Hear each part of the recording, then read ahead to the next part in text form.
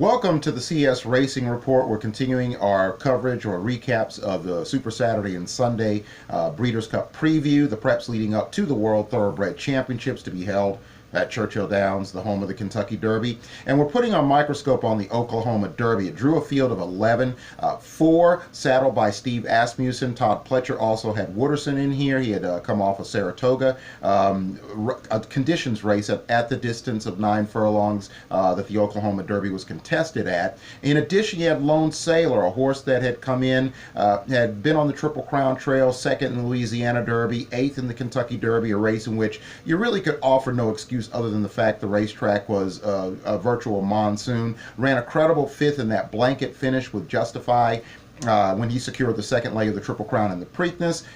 So Lone Sailor got off the Triple Crown Trail. He subsequently then ran 2nd by a nose to Core Beliefs in the Ohio Derby, finished ahead of him in 3rd while behind Good Magic and Bravazzo at the Jersey Shore in the Haskell.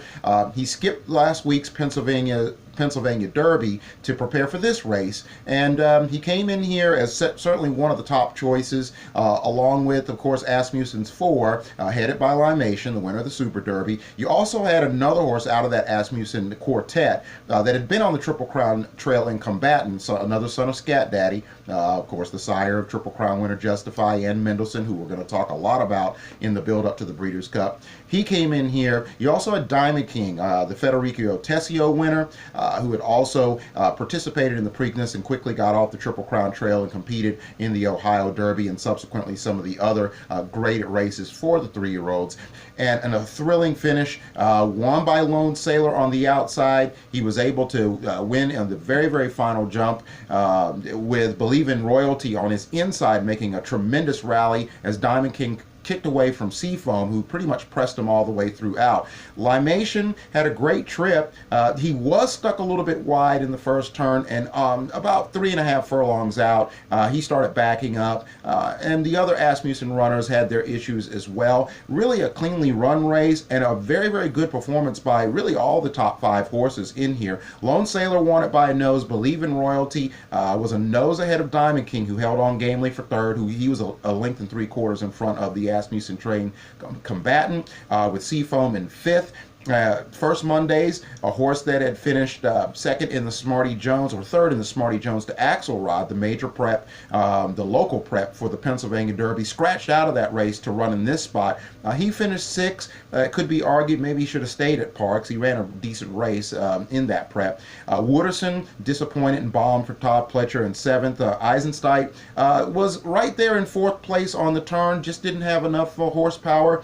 He finishes 8th, and then the Asmussen horses bring up the rear with Retirement Fund, Leonite, and Limation, a very disappointing 11th, 9th, 10th, and 11th. So the Asmussen quartet, the best that Steve could do on this particular day, at least in the Oklahoma Derby, was Combatant, who finished a very credible 4th. This was a good performance, and we'll touch on that a little bit later. He had a great day, Asmussen. He would have loved to have scored in this race, done a little bit better. He won 5 graded or 5 black type stakes events on the Oklahoma Derby card. A phenomenal day for the Hall of Famer, but a disappointment here in the main event, the Oklahoma Derby. So Lone Sailor wins the Oklahoma Derby, and now the question mark is going to be, are there going to be some Breeders' Cup potentials that will sign up for the 2-day World Thoroughbred Championships? The lines are a little bit blurred.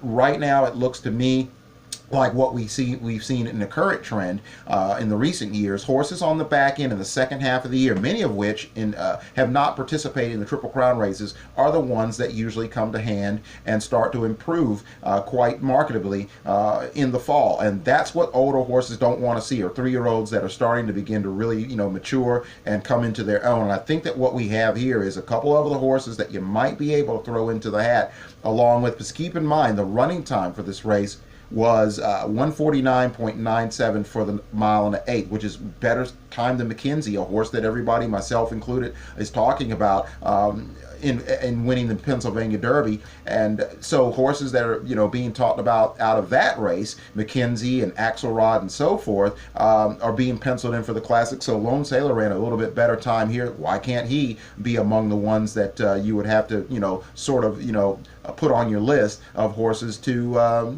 you put put the viewfinder on for the Breeders' Cup. So again, a very, very enthralling stretch run. And when you look at the tape, it looked like Lone Sailor didn't get there to get the head bob. But when you look at it from another angle, he did get up to nail the victory and get his first stakes win, or his first win, period, in quite some time. So Lone Sailor wins the Grade 3 Oklahoma Derby at Remington Park by a scant nose over Believe in Royalty, and Diamond King another nose back in a blanket finish in a thrilling edition of the Oklahoma Derby for trainer Tom Amos, possibly punching a ticket to the Breeders' Cup Classic. That is to be determined, but Lone Sailor wins the Oklahoma Derby for 2018.